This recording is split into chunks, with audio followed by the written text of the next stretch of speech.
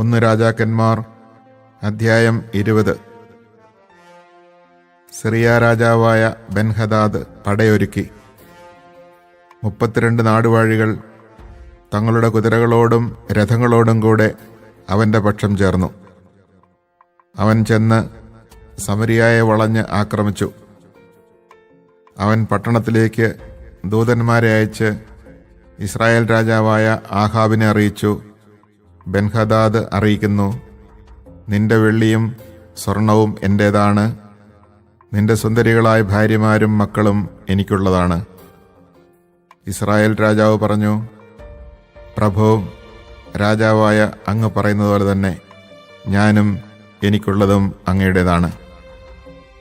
അവൻ്റെ ദൂതന്മാർ വന്ന് വീണ്ടും പറഞ്ഞു, ബെൻഹദാദ് അറിയിക്കുന്നു, നിന്റെ വെള്ളിയും സ്വർണവും ഭാര്യമാരും പുത്രന്മാരും എനിക്കുള്ളതാണെന്ന് ഞാൻ പറഞ്ഞിരുന്നല്ലോ. നാളെ ഈ നേരത്ത് ഞാൻ എൻ്റെ സേവകന്മാരെ അയക്കും. അവർ നിന്റെ അരമനയും സേവകന്മാരുടെ വീടുകളും പരിശോധിച്ച് ഇഷ്ടമുള്ളതെല്ലാം എടുത്തുകൊണ്ടുപോരും. അപ്പോൾ ഇസ്രായേൽ രാജാവ് എല്ലാ ശ്രേഷ്ഠന്മാരെയും വിളിച്ചുകൂട്ടി പറഞ്ഞു, ഇതാ ഇവൻ നമ്മെ നശിപ്പിക്കാൻ ഒരുങ്ങുന്നു. അവൻ ദൂതന്മാരെ അയച്ച് എൻ്റെ ഭാര്യമാർ, കുഞ്ഞുങ്ങൾ, വെള്ളി, സ്വർണം ഇവയെല്ലാം ആവശ്യപ്പെട്ടു. ഞാൻ എതിർത്തില്ല. ശ്രേഷ്ഠന്മാരും ജനവും പറഞ്ഞു, അവൻ പറയുന്നത് കേൾക്കരുത്, സമ്മതിക്കുകയുമരുത്. അതിനാൽ ആഹാബ് ബെൻഹദാദിൻ്റെ ദൂതന്മാരോട് പറഞ്ഞു, എൻ്റെ യജമാനനായ രാജാവിനെ അറിയിക്കുക, ഈ ദാസനോട് ആദ്യം ആവശ്യപ്പെട്ടതെല്ലാം ഞാൻ ചെയ്യാം, എന്നാൽ ഇത് സാധ്യമല്ല. ദൂതന്മാർ മടങ്ങിച്ചെന്ന് വിവരമറിയിച്ചു. ബെൻഹദാദ് വീണ്ടും പറഞ്ഞയച്ചു, എൻ്റെ അനുയായികൾക്ക് ഓരോ പിടി വാരാൻ സമറിയയിലെ മണ്ണ് തികഞ്ഞാൽ ദേവന്മാർ എന്നെ കഠിനമായി ശിക്ഷിക്കട്ടെ. ഇസ്രായേൽ രാജാവ് പറഞ്ഞു, ബെൻഹദാദ് രാജാവിനോട് പറയുക, പടയ്ക്ക് മുൻപല്ല പിൻപാണ് വമ്പ് പറയേണ്ടത്. ബെൻഹദാദും നാടുവാഴികളും കൂടാരങ്ങളിൽ കുടിച്ചു മതിക്കുമ്പോഴാണ് ആഹാബിൻ്റെ മറുപടി ലഭിച്ചത്. ഉടനെ അവൻ സൈന്യത്തിന് പുറപ്പെടാൻ ആജ്ഞ നൽകി. അവർ നഗരത്തിനെതിരെ നിലയുറപ്പിച്ചു. അപ്പോൾ ഒരു പ്രവാചകൻ ഇസ്രായേൽ രാജാവായ ആഹാബിനെ സമീപിച്ച് പറഞ്ഞു, കർത്താവ് അരുളി ചെയ്യുന്നു, ഈ മഹാസൈന്യത്തെ നീ കണ്ടില്ലേ? അതിൻ്റെ മേൽ നിനക്ക് ഞാൻ ഇന്ന് വിജയം നൽകും. ഞാനാണ് കർത്താവ് എന്ന് നീ അറിയും. ആഹാബ് ചോദിച്ചു, ആരാണ് പൊരുതുക? പ്രവാചകൻ പറഞ്ഞു, കർത്താവ് കൽപ്പിക്കുന്നു, ദേശാധിപതികളുടെ സേവകന്മാർ യുദ്ധം ചെയ്യട്ടെ. ആഹാബ് ചോദിച്ചു, ആരാണ് തുടങ്ങേണ്ടത്? നീ തന്നെ, പ്രവാചകൻ പ്രതിവചിച്ചു. രാജാവ് ദേശാധിപതികളുടെ സേവകന്മാരെ അണിനിരത്തി. അവർ 232 പേരുണ്ടായിരുന്നു. അവരുടെ പിന്നിൽ 7000 പേർ വരുന്ന ഇസ്രായേൽ സൈന്യം നിരന്നു. അവർ ഉച്ചനേരത്ത് പുറപ്പെട്ടു. അപ്പോൾ ബെൻഹദാദും അവൻ്റെ പക്ഷം ചേർന്ന 32 നാടുവാഴികളും കൂടാരങ്ങളിൽ മദ്യപിച്ച് ഉന്മത്തരായിക്കൊണ്ടിരുന്നു. ദേശാധിപതികളുടെ സേവകന്മാർ ആദ്യം പുറപ്പെട്ടു. കാവൽ സംഘം മടങ്ങിച്ചെന്ന് സമരിയായിൽ നിന്ന് സൈന്യം വരുന്നുണ്ടെന്ന് ബെൻഹദാദിനെ അറിയിച്ചു. അവൻ കൽപ്പിച്ചു, അവർ വരുന്നത് സമാധാനത്തിനാണെങ്കിലും യുദ്ധത്തിനാണെങ്കിലും അവരെ ജീവനോടെ പിടിക്കുവിൻ. ദേശാധിപതികളുടെ സേവകന്മാരും അവരുടെ പിന്നിൽ സൈന്യവും നഗരത്തിൽ നിന്ന് പുറപ്പെട്ടു. ഓരോരുത്തരും തനിക്കെതിരെ വന്നവനെ വധിച്ചു. സിറിയക്കാർ പലായനം ചെയ്തു. ഇസ്രായേൽ അവരെ പിന്തുടർന്നു. സിറിയ രാജാവായ ബെൻഹദാദ് കുതിരപ്പുറത്ത് കയറി ഏതാനും കുതിരപ്പടയാളികളോടൊപ്പം രക്ഷപ്പെട്ടു. ഇസ്രായേൽ രാജാവ് പടക്കളത്തിലെത്തി കുതിരകളും രഥങ്ങളും സ്വന്തമാക്കി. സിറിയക്കാർ കൂട്ടക്കൊലയ്ക്ക് ഇരയായി. പ്രവാചകൻ വീണ്ടും ഇസ്രായേൽ രാജാവിനോട് പറഞ്ഞു, ശക്തി സംഭരിക്കുക, കാര്യങ്ങൾ ശ്രദ്ധയോടെ ആസൂത്രണം ചെയ്യുക. സിറിയ രാജാവ് അടുത്ത വസന്തകാലത്ത് ആക്രമിക്കും. സേവകന്മാർ സിറിയ രാജാവിനെ ഉപദേശിച്ചു, ഇസ്രായേലിൻ്റെ ദേവന്മാർ ഗിരിദേവന്മാരാണ്, അതുകൊണ്ടാണ് അവർ നമ്മേക്കാൾ പ്രബലരായത്. സമതലത്തിൽ വെച്ച് യുദ്ധം ചെയ്താൽ അവരെ നിശ്ചയമായും കീഴടക്കാം. ഒരു കാര്യം കൂടി ചെയ്യണം. നാടുവാഴികളെ സ്ഥാനത്ത് നിന്ന് മാറ്റി പകരം സൈന്യാധിപന്മാരെ നിയമിക്കുക. നഷ്ടപ്പെട്ടത്ര വലിയ സൈന്യത്തെ അണിനിരത്തണം. കുതിരയ്ക്ക് കുതിര, രഥത്തിന് രഥം. നമുക്കവരെ സമതലത്തിൽ വെച്ച് നേരിടാം. നിശ്ചയമായും നമ്മൾ വിജയം വരിക്കും. ബെൻഹദാദ് അവരുടെ അഭിപ്രായം സ്വീകരിച്ച് അങ്ങനെ ചെയ്തു. വസന്തത്തിൽ ബെൻഹദാദ് സിറിയക്കാരെ സജ്ജീകരിച്ച് ഇസ്രായേലിനെതിരെ യുദ്ധം ചെയ്യാൻ അഫേക്കിലേക്ക് പോയി. ഇസ്രായേൽക്കാരും സന്നാഹങ്ങളോടുകൂടി അവർക്കെതിരെ വന്നു. ദേശം നിറഞ്ഞു നിന്ന സിറിയക്കാരുമായി താരതമ്യപ്പെടുത്തുമ്പോൾ 2 ഗണമായി താവളമടിച്ച ഇസ്രായേൽ സൈന്യം ചെറിയ 2 ആട്ടിൻപറ്റം പോലെ തോന്നി. അപ്പോൾ ഒരു ദൈവപുരുഷൻ ഇസ്രായേൽ രാജാവിൻ്റെ അടുത്തെത്തി പറഞ്ഞു, കർത്താവ് അരുളി ചെയ്യുന്നു, കർത്താവ് ഗിരിദേവനാണ്, സമതല പ്രദേശത്തെ ദേവനല്ല എന്ന് സിറിയക്കാർ പറയുന്നതിനാൽ ഞാൻ ഈ വലിയ സൈന്യത്തെ നിന്റെ കയ്യിൽ ഏൽപ്പിച്ചു തരും. ഞാനാണ് കർത്താവെന്ന് നീ അറിയും. സൈന്യങ്ങൾ 7 ദിവസം മുഖാഭിമുഖമായി പാളയങ്ങളിൽ കഴിഞ്ഞുകൂടി. 7-ാം ദിവസം യുദ്ധം തുടങ്ങി. ഇസ്രായേൽക്കാർ ഒറ്റ ദിവസം കൊണ്ട് 1,00,000 സിറിയൻ ഭടന്മാരെ വധിച്ചു. അഫേക്ക് നഗരത്തിലേക്ക് പലായനം ചെയ്ത ശേഷിച്ച 27,000 ഭടന്മാരുടെ മേൽ പട്ടണത്തിന്റെ മതിൽ ഇടിഞ്ഞു വീണു. ബെൻഹദാദ് നഗരത്തിലെ ഒരു ഉള്ളറയിൽ ഓടിയൊളിച്ചു. സേവകന്മാർ അവനോട് പറഞ്ഞു, ഇസ്രായേൽ രാജാക്കന്മാർ ദയയുള്ളവരാണെന്ന് ഞങ്ങൾ കേട്ടിട്ടുണ്ട്. ചാക്കുടുത്ത് തലയിൽ കയറ് ചുറ്റി ഇസ്രായേൽ രാജാവിൻ്റെ അടുത്തേക്ക് പോകാൻ ഞങ്ങളെ അനുവദിക്കുക. അവൻ അങ്ങയുടെ ജീവൻ രക്ഷിച്ചേക്കാം.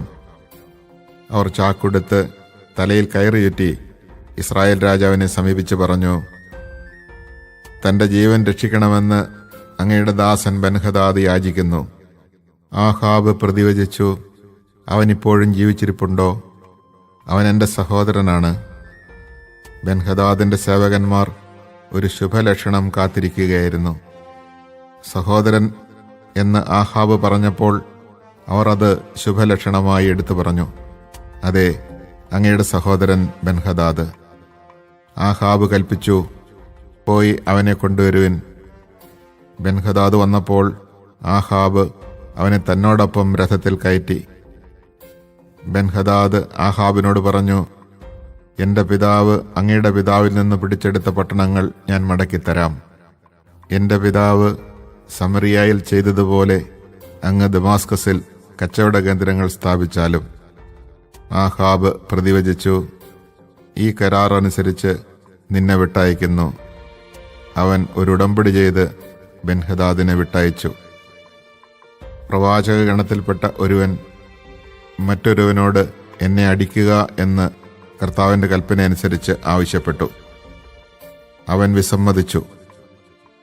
അപ്പോൾ ഒന്നാമൻ പറഞ്ഞു, കർത്താവിൻ്റെ കൽപ്പന അനുസരിക്കായകയാൽ ഇവിടെ നിന്ന് പോയാലുടനെ നിന്നെ ഒരു സിംഹം കൊല്ലും.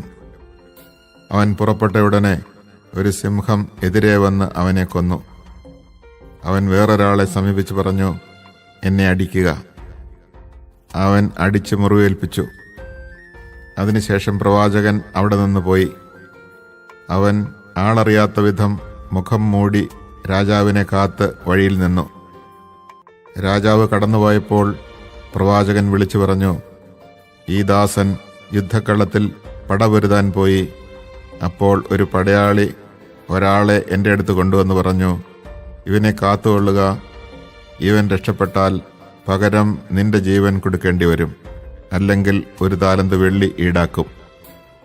എന്നാൽ അങ്ങയുടെ ഈ ദാസൻ പല കാര്യങ്ങളിൽ വ്യാപൃതനായിരുന്നതിനാൽ അവൻ രക്ഷപ്പെട്ടു. ഇസ്രായേൽ രാജാവ് പറഞ്ഞു, നീ നിശ്ചയിച്ച വിധി തന്നെ നിനക്ക് ഇരിക്കട്ടെ. അവൻ തൽക്ഷണം മുഖം മൂടിയിരുന്ന തുണി അഴിച്ചു മാറ്റി. പ്രവാചകന്മാരിൽ ഒരുവനാണ് അവനെന്ന് ഇസ്രായേൽ രാജാവിന് മനസ്സിലായി. പ്രവാചകൻ രാജാവിനോട് പറഞ്ഞു, കർത്താവ് അരുളി ചെയ്യുന്നു, ഞാൻ നശിപ്പിക്കാൻ ഒഴിഞ്ഞിട്ടിരുന്നവനെ നീ വിട്ടയച്ചു. എന്നാൽ അവൻ്റെ ജീവന് പകരം നിന്റെ ജീവനും അവൻ്റെ ജനത്തിന് പകരം നിന്റെ ജനവും എടുക്കപ്പെടും. ഇസ്രായേൽ രാജാവ് ദുഃഖാകുലനായി സമറിയയിലെ കൊട്ടാരത്തിലേക്ക് മടങ്ങി.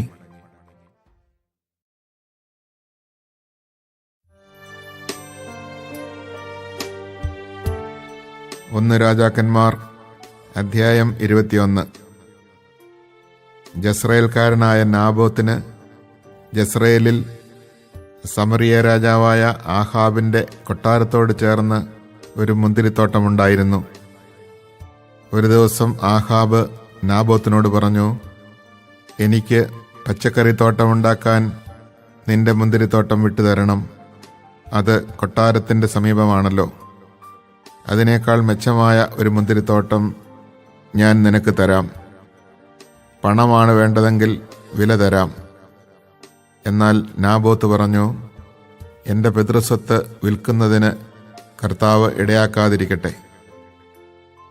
എൻ്റെ പിതൃസ്വത്ത് ഞാൻ അങ്ങേക്ക് നൽകുകയില്ല എന്ന് ജസ്രയേൽക്കാരനായ നാബോത്ത് പറഞ്ഞതിൽ രോഷാകുലനായി ആഹാബ് സ്വഭവനത്തിലേക്ക് മടങ്ങി.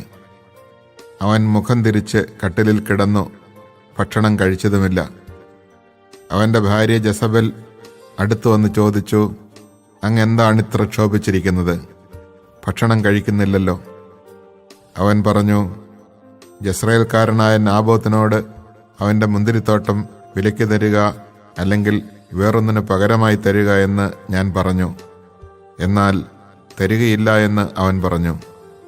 ജസബൽ പറഞ്ഞു, അങ്ങാണോ ഇസ്രായേൽ ഭരിക്കുന്നത്? എഴുന്നേറ്റ് ഭക്ഷണം കഴിച്ച് സന്തുഷ്ടനായിരിക്കുക. ജസ്രയേൽക്കാരനായ നാബോത്തിൻ്റെ മുന്തിരിത്തോട്ടം ഞാൻ അങ്ങേക്ക് തരും. അവൾ ആഹാബിൻ്റെ പേരും മുദ്രയും വെച്ച് നഗരത്തിൽ നാബോത്തിനോടൊപ്പം വസിക്കുന്ന ശ്രേഷ്ഠന്മാർക്കും പ്രഭുക്കന്മാർക്കും കത്തയച്ചു. അതിൽ ഇങ്ങനെ എഴുതിയിരുന്നു: നിങ്ങളൊരു ഉപവാസം പ്രഖ്യാപിക്കുകയും ജനത്തെ വിളിച്ചുകൂട്ടി അവിടെ നാബോത്തിനെ പ്രധാന സ്ഥാനത്തിരുത്തുകയും ചെയ്യുവിൻ. അവനെതിരായി 2 നീചന്മാരെ കൊണ്ടുവരുവിൻ. നാബോത്ത് ദൈവത്തിനും രാജാവിനുമെതിരായി ദൂഷണം പറഞ്ഞുവെന്ന് അവർ കള്ളസാക്ഷ്യം പറയട്ടെ.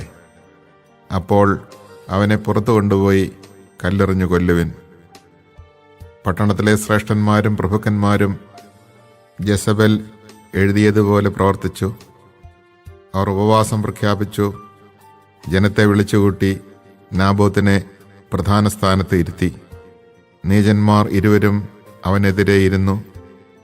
ഇവൻ ദൈവദൂഷണവും രാജദൂഷണവും പറഞ്ഞു എന്ന് അവർ ജനത്തിൻ്റെ മുമ്പിൽ നാബോത്തിനെതിരായി കുറ്റം ആരോപിച്ചു. അവർ അവനെ പട്ടണത്തിന് പുറത്തു കൊണ്ടുപോയി കല്ലെറിഞ്ഞു കൊന്നു. നാബോത്തിനെ കല്ലെറിഞ്ഞു കൊന്ന വിവരം ജസബലിനെ അറിയിച്ചു. അത് കേട്ടയുടനെ ജസബൽ ആഹാബിനോട് പറഞ്ഞു, എഴുന്നേൽക്കുക, ജസ്രയേൽക്കാരനായ നാബോത്ത് വിലയ്ക്ക് തരാൻ വിസമ്മതിച്ച മുന്തിരിത്തോട്ടം കൈവശപ്പെടുത്തിക്കൊള്ളുക. നാബോത്ത് ജീവിച്ചിരിപ്പില്ല, അവൻ മരിച്ചു. നാബോത്ത് മരിച്ച വിവരം അറിഞ്ഞ മാത്രയിൽ ആഹാബ് എഴുന്നേറ്റ് മുന്തിരിത്തോട്ടം കൈവശപ്പെടുത്താൻ ഇറങ്ങി. തിഷ്ബ്യനായ ഏലിയായോട് കർത്താവ് അരുളി ചെയ്തു, നീ ചെന്ന് സമറിയയിലുള്ള ഇസ്രായേൽ രാജാവ് ആഹാബിനെ കാണുക. അവൻ നാബോത്തിൻ്റെ മുന്തിരിത്തോട്ടം കൈവശപ്പെടുത്താൻ എത്തിയിരിക്കുന്നു. നീ അവനോട് പറയണം, കർത്താവ് ചോദിക്കുന്നു, നീ അവനെ കൊലപ്പെടുത്തി അവൻ്റെ വസ്തു കയ്യേറിയോ? അവനോട് വീണ്ടും പറയുക, കർത്താവ് അരുളി ചെയ്യുന്നു, നാബോത്തിൻ്റെ രക്തം നായ്ക്കൾ നക്കിക്കുടിച്ച സ്ഥലത്ത് വെച്ച് തന്നെ നിന്റെ രക്തവും നായ്ക്കൾ നക്കിക്കുടിക്കും. ആഹാബ് ഏലിയായോട് ചോദിച്ചു, എൻ്റെ ശത്രുവായ നീ എന്നെ കണ്ടെത്തിയോ? അവൻ പ്രതിവചിച്ചു, അതെ, ഞാൻ നിന്നെ കണ്ടെത്തി. കർത്താവിൻ്റെ സന്നിധിയിൽ തിന്മ പ്രവർത്തിക്കാൻ നീ നിന്നെ തന്നെ വിറ്റിരിക്കുന്നു. ഇതാ, ഞാൻ നിനക്ക് നാശം വരുത്തും. ഞാൻ നിന്നെ നിർമ്മാർജ്ജനം ചെയ്യും. ആഹാബിന് ഇസ്രായേലിലുള്ള എല്ലാ പുരുഷന്മാരെയും സ്വതന്ത്രരെയും അടിമകളെയും ഞാൻ നിഗ്രഹിക്കും. നീ എന്നെ പ്രകോപിപ്പിക്കുകയും ഇസ്രായേലിനെ കൊണ്ട് പാപം ചെയ്യിക്കുകയും ചെയ്തതിനാൽ ഞാൻ നിന്റെ ഭവനത്തെ നെബാത്തിൻ്റെ മകൻ ജെറോബോവാമിൻ്റെയും അഹിയായുടെ മകൻ ബാഷായുടെയും ഭവനങ്ങളെപ്പോലെ ആക്കി തീർക്കും. ജസബലിനെ കുറിച്ചും കർത്താവ് അരുളി ചെയ്തിരിക്കുന്നു, ജസ്രയേലിൻ്റെ അതിർത്തികൾക്കുള്ളിൽ വെച്ച് ജസബലിനെ നായ്ക്കൾ തിന്നും. ആഹാബിന്റെ ഭവനത്തിൽ നിന്ന് നഗരത്തിൽ വെച്ച് മരിക്കുന്നവനെ നായ്ക്കൾ ഭക്ഷിക്കും. നാട്ടിൻപുറത്ത് വെച്ച് മരിക്കുന്നവനെ പറവകളും. ഭാര്യയായ ജസബലിന്റെ പ്രേരണയ്ക്ക് വഴങ്ങി കർത്താവിന് അനിഷ്ടമായത് പ്രവർത്തിക്കാൻ തന്നെ വിറ്റ ആഹാബിനെ പോലെ ആരുമുണ്ടായിട്ടില്ല. ഇസ്രായേലിന്റെ മുമ്പിൽ നിന്ന് കർത്താവ് തുരത്തിയ അമൂര്യരെ പോലെ അവൻ വിഗ്രഹങ്ങളെ പിഞ്ചെന്ന് ഏറ്റവും മ്ലേച്ഛമായി പ്രവർത്തിച്ചു.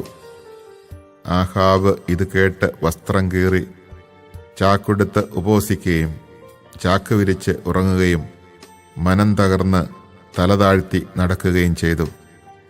അപ്പോൾ തിഷ്ബ്യനായ ഏലിയായോട് കർത്താവ് അരുളി ചെയ്തു, ആഹാബ് എൻ്റെ മുമ്പിൽ എളിമപ്പെട്ടത് കണ്ടില്ലേ?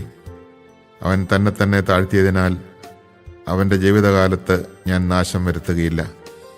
അവൻ്റെ പുത്രൻ്റെ കാലത്തായിരിക്കും ആ ഭവനത്തിന് ഞാൻ തിന്മ വരുത്തുക.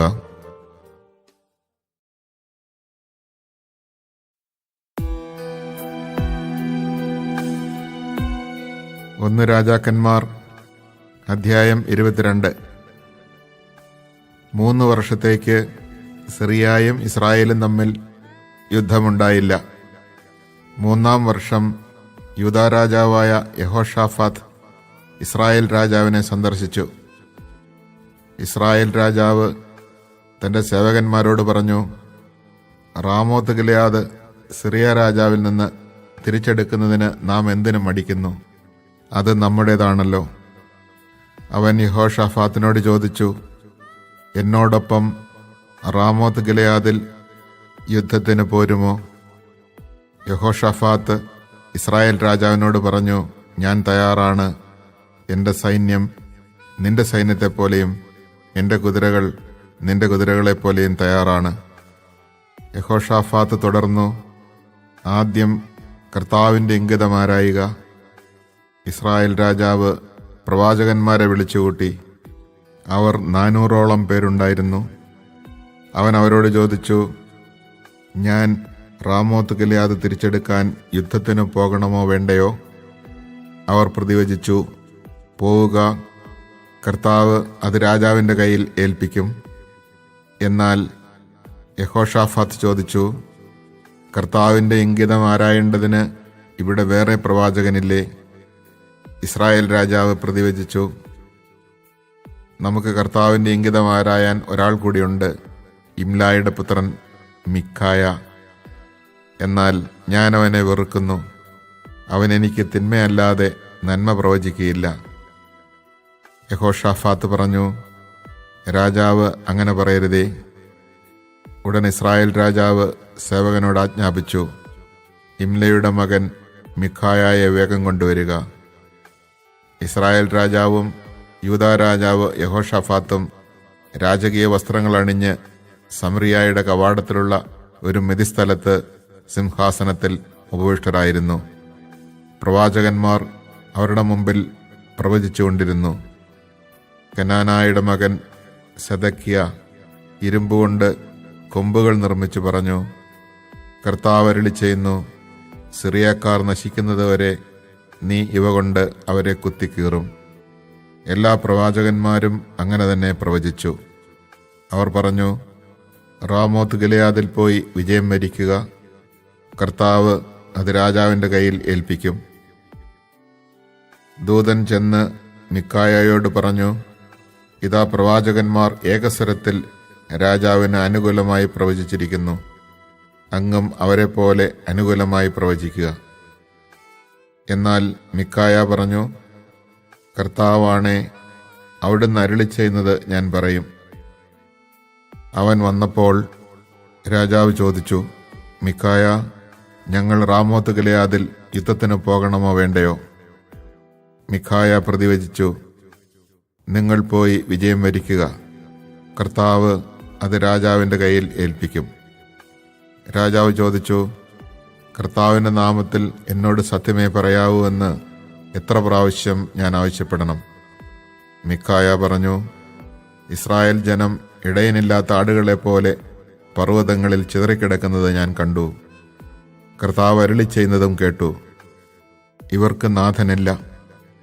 ഇവർ സ്വഭവനങ്ങളിലേക്ക് സമാധാനത്തിൽ പോകട്ടെ. ഇസ്രായേൽ രാജാവ് യഹോഷാഫാത്തിനോട് പറഞ്ഞു, ഇവൻ എനിക്ക് തിന്മയല്ലാതെ നന്മയൊന്നും പ്രവചിക്കുകയില്ല എന്ന് ഞാൻ പറഞ്ഞില്ലേ? മിഖായ തുടർന്നു, കർത്താവ് അരുളി ചെയ്യുന്നത് ശ്രവിക്കുക. കർത്താവ് സിംഹാസനത്തിലിരിക്കുന്നത് ഞാൻ കണ്ടു. സ്വർഗീയ സൈന്യങ്ങൾ അവിടുത്തെ വലത്തും ഇടത്തും നിന്നിരുന്നു. അപ്പോൾ കർത്താവ് ചോദിച്ചു, ആഹാബ് റാമോത്ത് ഗിലെയാദിൽ പോയി വധിക്കപ്പെടാൻ ആരവനെ വശീകരിക്കും? ഓരോരുത്തരും ഓരോ വിധത്തിൽ മറുപടി നൽകി. എന്നാൽ ആത്മാവ് മുൻപോട്ട് വന്ന് പറഞ്ഞു, ഞാൻ അവനെ വശീകരിക്കും. കർത്താവ് ചോദിച്ചു, എങ്ങനെ? അവൻ പ്രതിവചിച്ചു, ഞാൻ ചെന്ന് അവൻ്റെ എല്ലാ പ്രവാചകന്മാരുടെയും അധരങ്ങളിൽ നുണയുടെ ആത്മാവായി ഇരിക്കും. അവിടുന്ന് കൽപ്പിച്ചു, അവനെ വശീകരിക്കുക. നീ വിജയിക്കും, പോയി അങ്ങനെ ചെയ്യൂ. ഇതാ, ഈ പ്രവാചകന്മാരുടെ എല്ലാ അധരങ്ങളിൽ അവിടുന്ന് നുണയുടെ ആത്മാവിനെ നിവേശിപ്പിച്ചിരിക്കുന്നു. നിനക്ക് തിന്മ വരുത്താൻ അവിടുന്ന് നിശ്ചയിച്ചിരിക്കുന്നു. ഉടനെ കെനാനായുടെ മകൻ സെദക്കിയ മിഖായയുടെ അടുത്ത് വന്ന് അവൻ്റെ ചെകിട്ടത്ത് അടിച്ചുകൊണ്ട് ചോദിച്ചു, കർത്താവിൻ്റെ ആത്മാവ് നിന്നോട് സംസാരിക്കാൻ എങ്ങനെയാണ് എന്നെ വിട്ടുപോയത്? മിഖായ പറഞ്ഞു, ഒളിക്കാൻ ഉള്ളറയിൽ കടക്കുന്ന ദിവസം നീ അത് അറിയും. ഇസ്രായേൽ രാജാവ് ആജ്ഞാപിച്ചു, മിഖായയെ പിടിച്ച് നഗരാധിപൻ ആമോന്റെയും രാജകുമാരൻ യോവാഷിന്റെയും അടുത്തേക്ക് കൊണ്ടുപോവുക. ഞാൻ വിജയിച്ചു മടങ്ങുന്നതുവരെ വളരെ കുറച്ച് ഭക്ഷണവും വെള്ളവും നൽകി ഇവനെ കാരാഗ്രഹത്തിലിടുക എന്ന് അവനോട് പറയണം. മിഖായ പറഞ്ഞു, നീ വിജയിച്ചു മടങ്ങുകയാണെങ്കിൽ കർത്താവല്ല എന്നിലൂടെ സംസാരിച്ചത്. ഞാൻ പറഞ്ഞത് എല്ലാവരും കേട്ടല്ലോ. ഇസ്രായേൽ രാജാവും യൂദാ രാജാവ് യഹോഷാഫാത്തും റാമോത്ത് ഗിലെയാദിലേക്ക് പോയി. ഇസ്രായേൽ രാജാവ് യഹോഷാഫാത്തിനോട് പറഞ്ഞു, ഞാൻ വേഷം മാറി യുദ്ധക്കളത്തിലേക്ക് പോകാം. നീ രാജകീയ വേഷം ധരിച്ചുകൊള്ളുക. ഇസ്രായേൽ രാജാവ് വേഷപ്രച്ഛന്നനായി യുദ്ധക്കളത്തിലേക്ക് പോയി. സിറിയ രാജാവ് തൻ്റെ 32 രഥനായകന്മാരോട് കൽപ്പിച്ചിരുന്നു, വലിയവരോടോ ചെറിയവരോടോ പൊരുതേണ്ട, ഇസ്രായേൽ രാജാവിനോട് മാത്രം പടവെട്ടുക. അവർ യഹോഷാഫാത്തിനെ കണ്ട് അതുതന്നെയാണ് ഇസ്രായേൽ രാജാവ് എന്ന് പറഞ്ഞ് അവനെതിരെ ആക്രമണം തുടങ്ങി. യഹോഷാഫാത്ത് ഉച്ചത്തിൽ നിലവിളിച്ചു. അവൻ ഇസ്രായേൽ രാജാവ് അല്ലെന്ന് മനസ്സിലായപ്പോൾ അവനെതിരെയുള്ള ആക്രമണത്തിൽ നിന്ന് രഥനായകന്മാർ പിന്തിരിഞ്ഞു. എതിർച്ചയാ ഒരു പടയാളി എയ്ത അമ്പ് ഇസ്രായേൽ രാജാവിൻ്റെ പടച്ചട്ടയുടെയും കവചത്തിൻ്റെയും ഇടയിൽ തറച്ചു കയറി. ഉടനെ അവൻ സാരഥിയോട് പറഞ്ഞു, രഥം തിരിച്ച് എന്നെ യുദ്ധക്കളത്തിൽ നിന്ന് കൊണ്ടുപോവുക, എനിക്ക് മുറിവേറ്റിരിക്കുന്നു. അന്ന് ഘോരയുദ്ധം നടന്നു. രാജാവിനെ സിറിയക്കാർക്ക് നേരെ രഥത്തിൽ നിവർത്തിയിരുത്തി. മുറിവിൽ നിന്ന് രക്തം ധാരയായി രഥത്തിനടിയിലേക്ക് ഒഴുകി. സന്ധ്യയായപ്പോൾ അവൻ മരിച്ചു. അസ്തമയമായപ്പോൾ സൈന്യങ്ങളുടെ ഇടയിൽ ഓരോരുത്തനും താന്താങ്ങളുടെ നഗരത്തിലേക്കോ ഗ്രാമത്തിലേക്കോ മടങ്ങിക്കൊള്ളുവിൻ എന്ന ശബ്ദം മുഴങ്ങി. ആഹാബ് രാജാവ് മരിച്ചു. മൃതദേഹം സമറിയായിൽ കൊണ്ടുവന്ന് സംസ്കരിച്ചു. സമറിയായിലെ കുളത്തിൽ അവർ രാജാവിൻ്റെ രഥം കഴുകി. കർത്താവ് അരുളി ചെയ്തിരുന്നതുപോലെ നായ്ക്കൾ അവൻ്റെ രക്തം നക്കിക്കുടിച്ചു. വേശ്യകൾ ആ വെള്ളത്തിൽ കുളിച്ചു. ആഹാബ് ദന്തഗ്രഹം പണിയിച്ചതും നഗരങ്ങൾ നിർമ്മിച്ചതും അവൻ്റെ മറ്റു പ്രവർത്തനങ്ങളും ഇസ്രായേൽ രാജാക്കന്മാരുടെ ദിനവൃത്താന്തത്തിൽ രേഖപ്പെടുത്തിയിട്ടുണ്ടല്ലോ. ആഹാബ് പിതാക്കന്മാരോട് ചേർന്നു പുത്രൻ അഹസിയ രാജാവായി. ഇസ്രായേൽ രാജാവ് ആഹാബിൻ്റെ 4-ാം ഭരണവർഷത്തിലാണ് ആസായുടെ പുത്രൻ യഹോഷാഫാത്ത് യൂദായിൽ രാജാവായത്. അപ്പോൾ അവന് 35 വയസ്സുണ്ടായിരുന്നു. അവൻ ജെറൂസലമിൽ 25 വർഷം ഭരിച്ചു. ഷിൽഹിയുടെ മകൾ അസൂബ ആയിരുന്നു അവൻ്റെ മാതാവ്. അവൻ പിതാവായ ആസായുടെ മാർഗത്തിൽ ചരിച്ചു. അതിൽ നിന്ന് വ്യതിചലിച്ചില്ല. കർത്താവിന് പ്രീതികരമായത് പ്രവർത്തിച്ചു. എങ്കിലും പൂജാഗിരികൾ നശിപ്പിച്ചില്ല. ജനം അവിടെ തുടർന്നും ബലികളും ധൂപവും അർപ്പിച്ചു. യഹോഷാഫാത്ത് ഇസ്രായേൽ രാജാവുമായി സമാധാനത്തിൽ വർത്തിച്ചു. യഹോഷാഫാത്തിന്റെ പ്രവർത്തനങ്ങളും ശക്തിവൈഭവവും യുദ്ധങ്ങളും യൂദാരാജാക്കന്മാരുടെ ദിനവൃത്താന്തത്തിൽ രേഖപ്പെടുത്തിയിട്ടുണ്ടല്ലോ. തന്റെ പിതാവ് ആസായുടെ കാലത്ത് തുടർന്നു പോന്ന ദേവപ്രീതിക്കുള്ള പുരുഷവേശ്യാ സമ്പ്രദായം അവൻ നാട്ടിൽ നിന്ന് ഉന്മൂലനം ചെയ്തു. അക്കാലത്ത് ഏദോമിൽ രാജാവില്ലായിരുന്നു. ഒരു രാജപ്രതിനിധിയാണ് ഭരണം നടത്തിയിരുന്നത്. യഹോഷാഫാത്ത് ഓഫീറിൽ നിന്ന് സ്വർണം കൊണ്ടുവരാൻ താർഷിഷ് കപ്പലുകൾ നിർമ്മിച്ചു. എന്നാൽ എസ്യോൻ ഗേബറിൽ വെച്ച് തകർന്നതിനാൽ അവയ്ക്ക് പോകാൻ കഴിഞ്ഞില്ല. ആഹാബിന്റെ പുത്രൻ അഹസ്യ യോഷാഫാത്തിനോട് ചോദിച്ചു, എന്റെ സേവകന്മാർ നിന്റെ സേവകന്മാരോടൊപ്പം കപ്പലിൽ പോകാൻ അനുവദിക്കുമോ? യഹോഷാഫാത്ത് സമ്മതിച്ചില്ല. യഹോഷാഫാത്ത് തന്റെ പിതാക്കന്മാരോട് ചേർന്നു. പിതാവായ ദാവീദിന്റെ നഗരത്തിൽ പിതാക്കന്മാരുടെ കല്ലറയിൽ അവനെ സംസ്കരിച്ചു. അവന്റെ പുത്രൻ യഹോറാം രാജാവായി. യൂദാ രാജാവായ യഹോഷാഫാത്തിന്റെ 17-ാം ഭരണവർഷം ആഹാബിന്റെ പുത്രൻ അഹസ്യ സമറിയായിൽ ഇസ്രായേലിന്റെ ഭരണം ഏറ്റെടുത്തു. അവൻ 2 വർഷം ഭരിച്ചു. അവൻ കർത്താവിന്റെ സന്നിധിയിൽ തിന്മ പ്രവർത്തിച്ചു. പിതാവിൻ്റെയും നെബാത്തിന്റെ മകനും ഇസ്രായേലിനെ പാപത്തിലേക്ക് നയിച്ചവനുമായ ജെറോബോവാമിൻ്റെയും മാർഗത്തിൽ അവൻ ചരിച്ചു. അവൻ ബാലിനെ സേവിച്ചാരാധിച്ചു. തന്റെ പിതാവിനെ പോലെ ഇസ്രായേലിന്റെ ദൈവമായ കർത്താവിനെ എല്ലാവിധത്തിലും പ്രകോപിപ്പിച്ചു.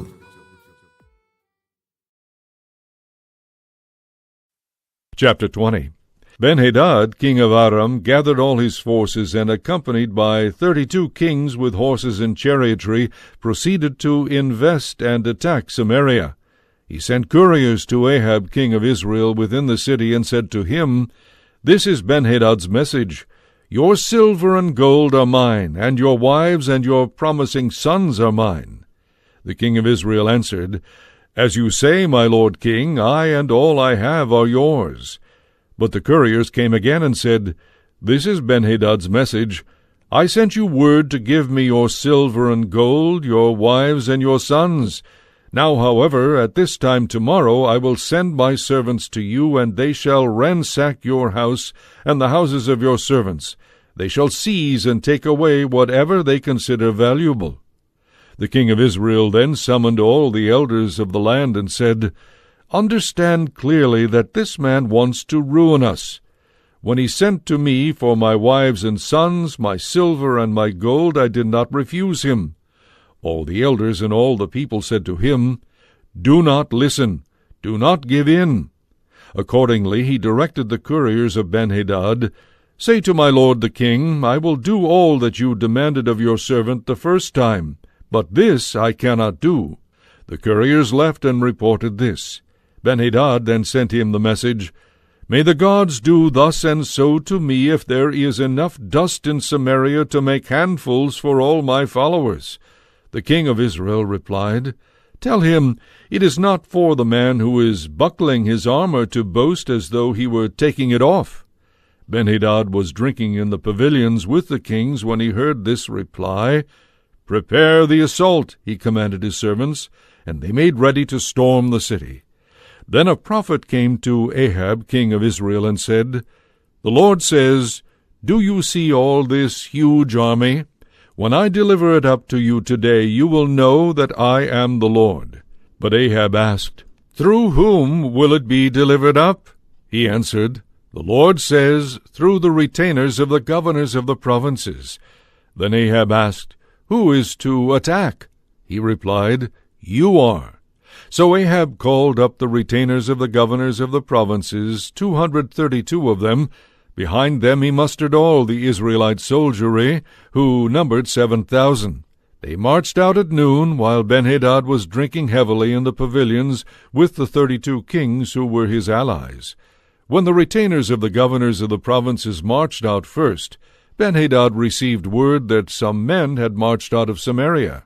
He answered, "Whether they have come out for peace or for war, in any case take them alive." But when these had come out of the city, the soldiers of the governors of the provinces with the army followed them. Each of them struck down his man. The Arameans fled with Israel pursuing them, while Ben-Hadad king of Aram escaped on a chariot steed. The king of Israel went out, took the horses and chariots, and inflicted a severe defeat on Aram. Then the prophet went up to the king of Israel and said to him, "Go, regroup your forces. Mark well what you do, for at the beginning of the year the king of Aram will attack you." On the other hand, the servants of the king of Aram said to him, "Their gods are gods of mountains. That is why they defeated us. But if we fight them on level ground, we shall be sure to defeat them. This is what you must do. Take the kings from their posts and put prefects in their places. Mobilize an army as large as the army that has deserted you, horse for horse, chariot for chariot. Let us fight them on level ground, and we shall surely defeat them." He took their advice and did this. At the beginning of the year, Ben-Hadad mobilized Aram and went up to Aphek to fight against Israel. The Israelites too were called to arms and supplied with provisions. Then they went out to engage the foe. The Israelites, encamped opposite them, seemed like a couple of small flocks of goats, while Aram covered the countryside. A man of God came up and said to the king of Israel, "The Lord says, because Aram has said, 'The Lord is a God of mountains, not a God of plains,' I will deliver up to you all this large army, that you may know I am the Lord." They were encamped opposite each other for 7 days. On the 7th day battle was joined, and the Israelites struck down 100,000 foot soldiers of Aram in 1 day. The survivors, 27,000 of them, fled into the city of Aphek, and there the wall collapsed. Ben-Hadad too fled and took refuge within the city in an inside room. His servant said to him, "We have heard that the kings of the land of Israel are merciful kings. Allow us therefore to garb ourselves in sackcloth, with cords around our heads, and go out to the king of Israel. Perhaps he will spare your life." So they dressed in sackcloth, girded at the waist, and wearing cords around their heads, they went to the king of Israel. "Your servant Ben-Hadad pleads for his life," they said. "Is he still alive?" the king asked. "He is my brother." Hearing this as a good omen, the men quickly took him at his word and said, "Ben-Hadad is your brother." He answered, "Go and get him." When Ben-Hadad came out to him, the king had him mount his chariot. Ben-Hadad said to him, "I will restore the cities which my father took from your father, and you may make yourself bazaars in Damascus, as my father did in Samaria." "On these terms," Ahab replied, "I will set you free." So he made an agreement with him and then set him free. One of the guild prophets was prompted by the Lord to say to his companion, "Strike me!" But he refused to strike him. Then he said to him, "Since you did not obey the voice of the Lord, a lion will kill you when you leave me." When they parted company, a lion came upon him and killed him. The prophet met another man and said, "Strike me." The man struck him a blow and wounded him. The prophet went on and waited for the king on the road, having disguised himself with a bandage over his eyes. As the king was passing, he called out to the king and said, "Your servant went into the thick of the battle, and suddenly someone turned and brought me a man and said, 'Guard this man. If he is missing, you shall have to pay for his life with your life, or pay out a talent of silver.' But while your servant was looking here and there, the man disappeared." The king of Israel said to him, "That is your sentence. You have decided it yourself." He immediately removed the bandage from his eyes, and the king of Israel recognized him as one of the prophets. He said to him, "The Lord says, because you have set free the man I doomed to destruction, your life shall pay for his life, your people for his people." Disturbed and angry, the king of Israel went off homeward and entered Samaria. Chapter 21. Sometime after this, as Naboth the Jezreelite had a vineyard in Jezreel next to the palace of Ahab, king of Samaria, Ahab said to Naboth, "Give me your vineyard to be my vegetable garden, since it is close by next to my house. I will give you a better vineyard in exchange, or if you prefer, I will give you its value in money."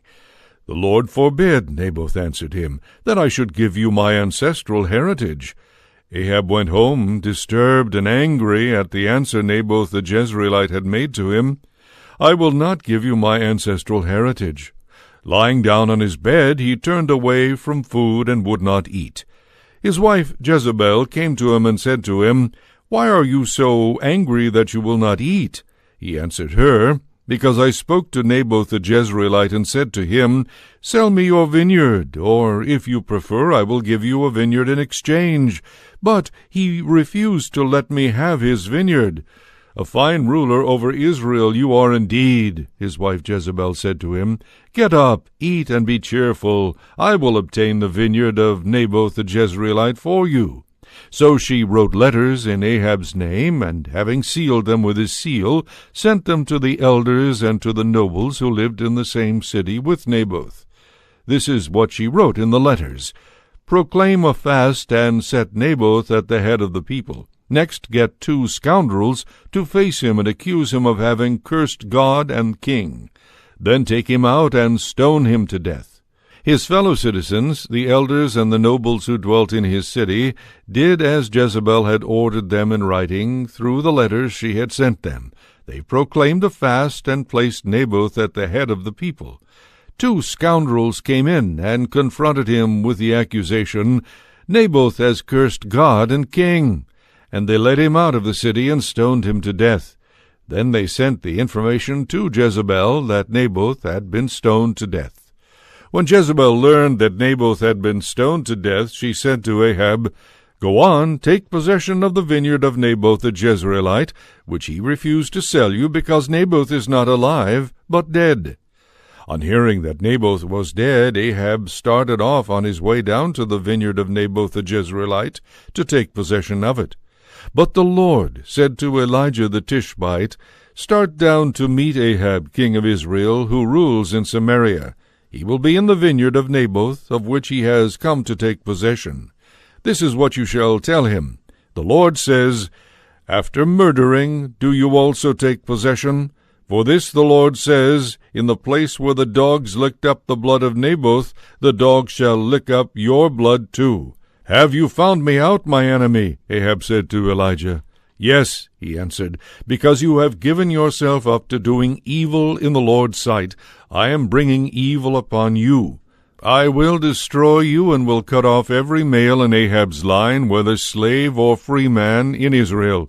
I will make your house like that of Jeroboam, son of Nebat, and like that of Baasha, son of Ahijah, because of how you have provoked me by leading Israel into sin." Against Jezebel, too, the Lord declared, "The dogs shall devour Jezebel in the district of Jezreel." When one of Ahab's line dies in the city, dogs will devour him. When one of them dies in the field, the birds of the sky will devour him. Indeed, no one gave himself up to the doing of evil in the sight of the Lord, as did Ahab, urged on by his wife Jezebel. He became completely abominable by following idols, just as the Amorites had done, whom the Lord drove out before the Israelites. When Ahab heard these words, he tore his garments, and put on sackcloth over his bare flesh. He fasted, slept in the sackcloth, and went about subdued. Then the Lord said to Elijah the Tishbite, "Have you seen that Ahab has humbled himself before me? Since he has humbled himself before me, I will not bring the evil in his time. I will bring the evil upon his house during the reign of his son." Chapter 22. 3 years passed without war between Aram and Israel. In the 3rd year, however, King Jehoshaphat of Judah came down to the king of Israel, who said to his servants, "Do you not know that Ramoth-Gilead is ours, and we are doing nothing to take it from the king of Aram?" He asked Jehoshaphat, "Will you come with me to fight against Ramoth-Gilead?" Jehoshaphat answered the king of Israel, You and I are as one, and your people and my people, your horses and my horses as well. Jehoshaphat also said to the king of Israel, Seek the word of the Lord at once. The king of Israel gathered together the prophets, about 400 of them, and asked, Shall I go to attack Ramoth-Gilead, or shall I refrain? Go up, they answered. The Lord will deliver it over to the king. But Jehoshaphat said, Is there no other prophet of the Lord here whom we may consult?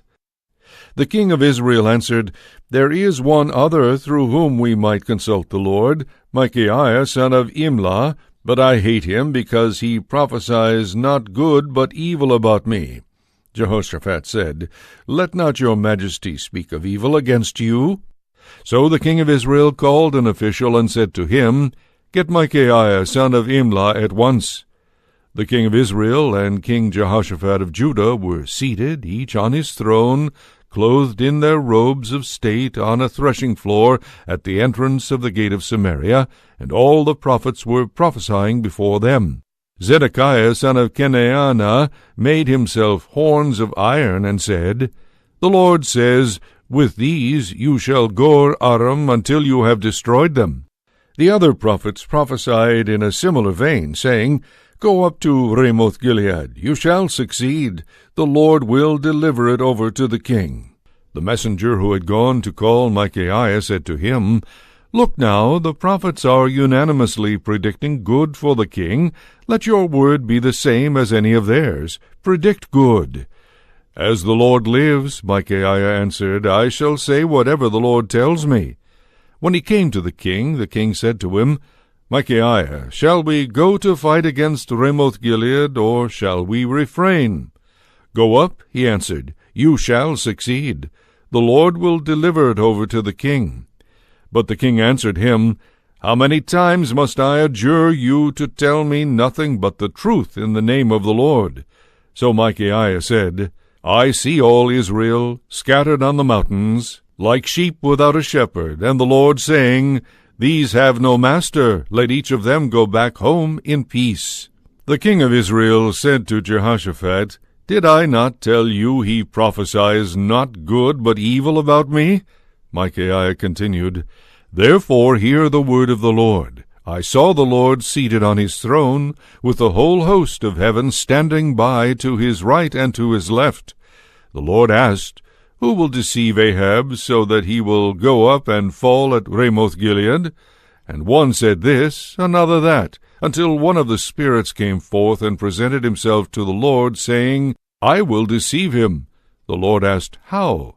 He answered, I will go forth and become a lying spirit in the mouths of all his prophets. The Lord replied, You shall succeed in deceiving him. Go forth and do this. So now the Lord has put a lying spirit in the mouths of all these prophets of yours, but the Lord himself has decreed evil against you. Thereupon Zedekiah son of Kenaanah came up and slapped Micaiah on the cheek, saying, Has the Spirit of the Lord then left me to speak with you? You shall find out, Micaiah replied, on that day when you retreat into an inside room to hide. The king of Israel then said, Seize Micaiah and take him back to Ammon, prefect of the city, and to Joash the king's son, and say, This is the king's order. Put this man in prison and feed him scanty rations of bread and water until I return in safety. But Micaiah said, If ever you return in safety, the Lord has not spoken through me. The king of Israel and King Jehoshaphat of Judah went up to Ramoth-Gilead, and the king of Israel said to Jehoshaphat, I will disguise myself and go into battle, but you put on your own clothes.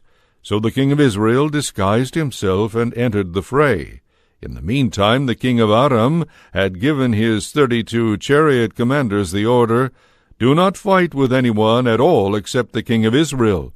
When the chariot commanders saw Jehoshaphat, they cried out, That must be the king of Israel, and shifted to fight him. But Jehoshaphat shouted his battle cry, and the chariot commanders, aware that he was not the king of Israel, gave up pursuit of him. Someone, however, drew his bow at random, and hit the king of Israel between the joints of his breastplate. He ordered his charioteer, Reign about and take me out of the ranks, for I am disabled.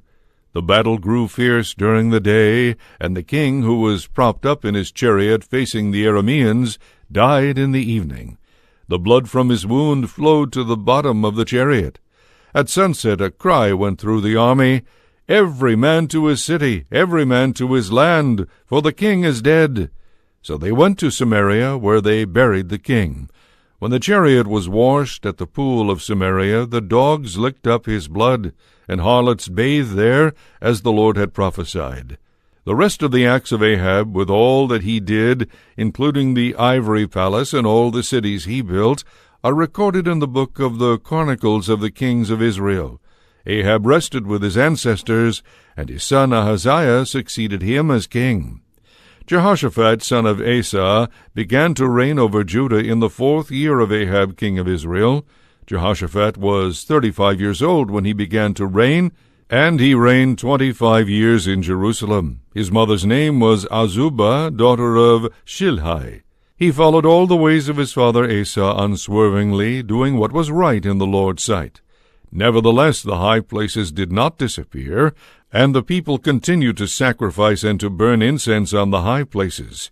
Jehoshaphat also made peace with the king of Israel. The rest of the acts of Jehoshaphat, with his prowess, what he did and how he fought, are recorded in the book of the Chronicles of the Kings of Judah. He removed from the land the rest of the cult prostitutes who had remained in the reign of his father Asa. There was no king in Edom, but an appointed regent. Jehoshaphat made Tarshish ships to go to Ophir for gold, but in fact the ships did not go because they were wrecked at Ezion-Geber. Then Ahaziah son of Ahab said to Jehoshaphat, "Let my servants accompany your servants in the ships." But Jehoshaphat would not agree. Jehoshaphat rested with his ancestors. He was buried in his forefather's city of David. His son Jehoram succeeded him as king. Ahaziah son of Ahab began to reign over Israel in Samaria in the 17th year of Jehoshaphat, king of Judah. He reigned 2 years over Israel. He did evil in the sight of the Lord, behaving like his father, his mother, and Jeroboam son of Nebat, who caused Israel to sin. He served and worshipped Baal, thus provoking the Lord, the God of Israel, just as his father had done.